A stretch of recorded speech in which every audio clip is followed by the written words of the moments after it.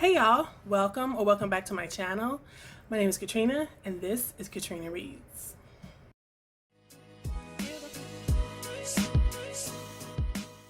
So this is going to be a little bit of a weird video. Do you remember the idea of a hope chest where women would save up things for when they got married, whether it was dishes or things like that they would take into married life with them? Well, I've always thought about having like a grandma hope chest. I am looking forward to being a grandma more than, I don't know, it's probably normal. So I've always kind of joked that I need to have a grandma hope chest. And part of the reasons why is because I love reading so much. And there's certain books that I've had to buy over and over and over again because the children and I love them so much. And for me, a good children's book, baby book, is one that is multicultural, one that is, beautiful pictures, if it flows really nicely. I really enjoy a book like this. So I also think these books might be good for someone who is looking for a baby shower gift, or just you have, if you're a person who is, childless, but you have friends, this is not just for you to buy. This is not just a recommendation for myself to someone who is having a child, but also for someone who, has no interest in children, but has a friend who is having a child and is looking for something. And first is it's a funny book. It's called I Want My Hat Back, and it's by John Klassen. It's a different type of children's book. I think that it implies there's a murder. There's a bear who has this tiny hat, and someone took the hat from him, and he goes through and he's asking everyone, where's my hat? I want my hat back, or whatever. And then he realizes that he saw somebody with the hat, and it's really funny. It's really what's the word? Subtle, in a way that a parent can enjoy. It's, how some of the best cartoons are ones where both the kid and the parent can enjoy it. And so there's this one scene where the guy who actually stole his hat is like, I don't have the hat. Why would you ask me if I had a hat? And the guy's like, the bear is like, okay. And he goes on and he asks where people, and then he realizes, wait a minute, somebody does have a hat. And he goes back, and it is implied through just silence and some pictures that he murders dude for his hat. The pictures are great. They're subtle, muted pictures. They're not as like bright and kiddish, but it's just a great book, and the kids loved it and I loved it, and I still to this day think it's funny that a children's book implies that dude murdered another animal for taking his hat. Next series of books are me really recommending the author, but we had all four of these books and I just love them, and it also encourages playtime, and I still do this to this day. I still read to my 10 and my 7-year-old at night. It's a snuggle time. I end up tickling them. My son gets his story first, and then we do a devotion, and then my husband comes and carries on his back my 7-year-old to bed and tucks him in, and then I snuggle with my daughter and read to her whatever chapter book we're reading. And a lot of times before Crosby leaves the room, I tickle him and we kind of play and we talk about silly things and they laugh and stuff like that. And so these books encourage that a little bit. These were awesome. It's called Girl of Mine, Whose Toes Are Those, Whose Knees Are These, and Boy of Mine, and they're by Jabari Asim. So the next book that I am suggesting and that I loved, I read it so many times that I've forgotten it a little bit now, but I at one point had it memorized, and it's called I'll See You in the Morning, and it's by Mike Jolly, and I don't know if this is supposed to be Mickey or Mick Moriucci, but it is, it's a beautiful, like, good night poem. I'll see you in the morning, for now it's time to sleep. I will stay and watch a while till you are counting sheep. Don't be afraid, my darling, don't be afraid to sleep. And it just goes on. Like I said, there's certain part I can't remember, but I used to have the whole book memorized. But it's just a really nice easing a child into sleep, making nighttime something that's there's one part that says the nighttime is like a blanket, and so it takes some of the scariness out of nighttime. And this is one of the first books that made me think of having a grandmother's hope chest, is because I like the fifth time I bought the book after the last one kind of disintegrated. This was one of the ones I was like, you know what? I would love to read this to my grandchildren. Please, Baby, Please is another favorite of mine. It's an older multicultural book. There's little brown kids on the cover with little curls, little coils, little round coils.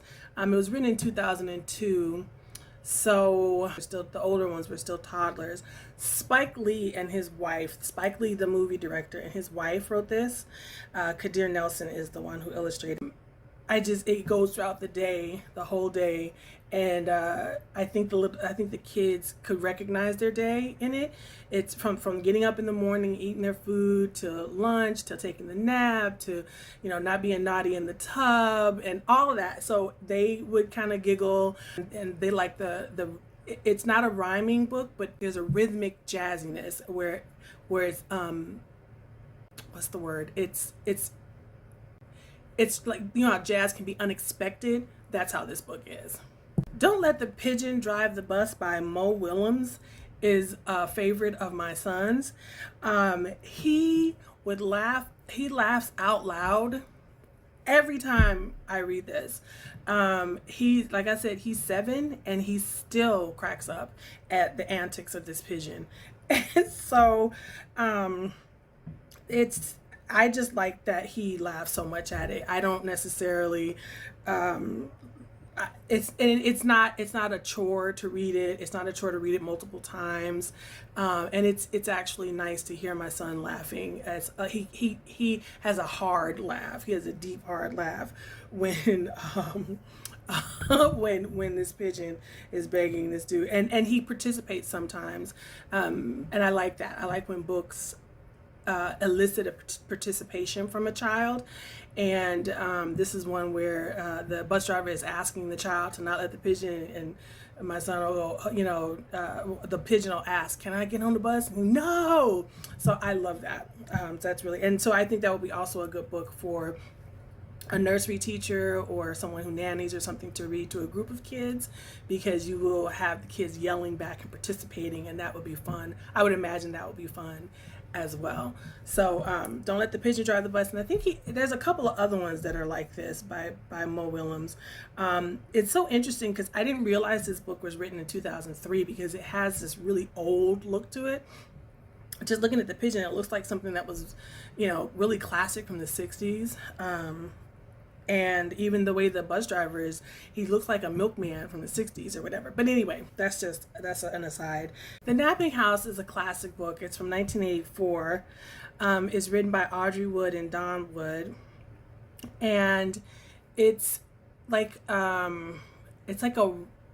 don't know if I'm using this right, but it's like a round robin rhyme where it starts off and it's like, this is a house, a napping house, where no one now is sleeping. And then the next page is, this is a napping house where Granny now is sleeping. And it keeps building on itself. And then there's this crescendo effect, and then it comes back down with that same roundhouse kind of convention of adding, but when it comes back down, it's subtracting from it. And what's so awesome about this as well is that it pulls the kids into, so not only is it fun for the parent to read to the child, but it makes the child pay attention because the pictures are really detailed. So there's one part where there's in the napping house where everyone is sleeping, so everybody's piled on the bed, And at some point a flea bites the cat, or the mouse, which bites the cat, which, you know, hits the dog, which thumps the child, which wakes the granny, which breaks the bed, and now everyone is awake. Well, that flea was making its way across the page in all of the pictures as you're going. And I remember I didn't see that until, I don't know how many times I had read the book at that point. And so that was great. And so it just, I love little details like that when there's lots of love and care put into not just the story, but also the illustrations as well. And it lends itself to be read over and over and over again. And it's really fun. And once the kids start to anticipate and memorize it, that's always fun when they start to get involved with the story time as well. Pajama Time by Sandra Boynton is a favorite, but I'm also going to just say that all of Sandra Boynton's books are great. And I actually asked my son, maybe when he was 5, I asked him if he had a favorite author. I think it was for a school project, or maybe I was doing, I can't remember what was it may have been a school project. He actually named Sandra Boynton as a favorite author, and I thought it was so odd that he knew the name, like he knew her name. That surprised me. So Llama Llama Red Pajama by Anna Dewdney is another one where that's a favorite book, but all of the Llama books are great. All of Anna Dewdney's Llama Llama series is great. I actually, did I do all of these? It's on my channel, they're private, but this book I bought so many times that I finally said, I'm just going to record it. It was falling apart as I was recording it, and so I would play the video of me reading this to the kids at night, because this one I was just like, I'm drawing the line at this one. I bought this book too many times. And I can, like I said, in the video, I'm holding the book together as I'm reading the book and taping myself, because I had just was like, okay, I'm done buying this book. Anna Dewdney has had enough of my monies. This is another series. The first one is PeekABoo. I have a video of my now 10-year-old. She was 3, and she was reading it to my newborn, who is now 7.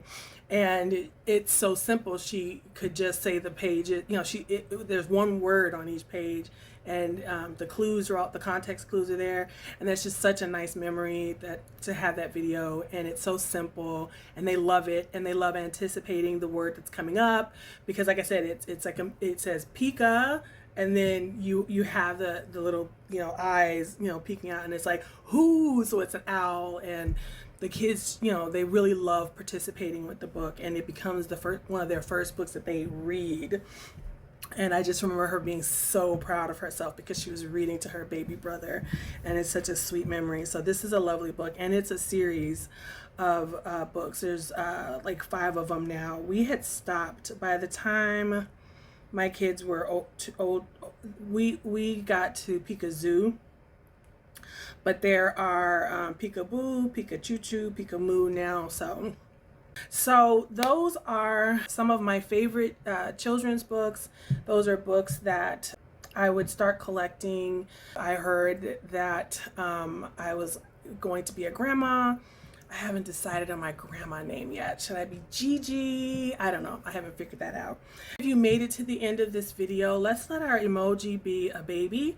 Thank you so much for supporting the channel by liking it and subscribing, ringing the bell. Be easy on yourself, and I will see you in the next video. Missy? Missy? You want to say bye? Want to say bye-bye? Say bye. Nobody can see you because of the bedpost. No, not gonna say bye. Bye.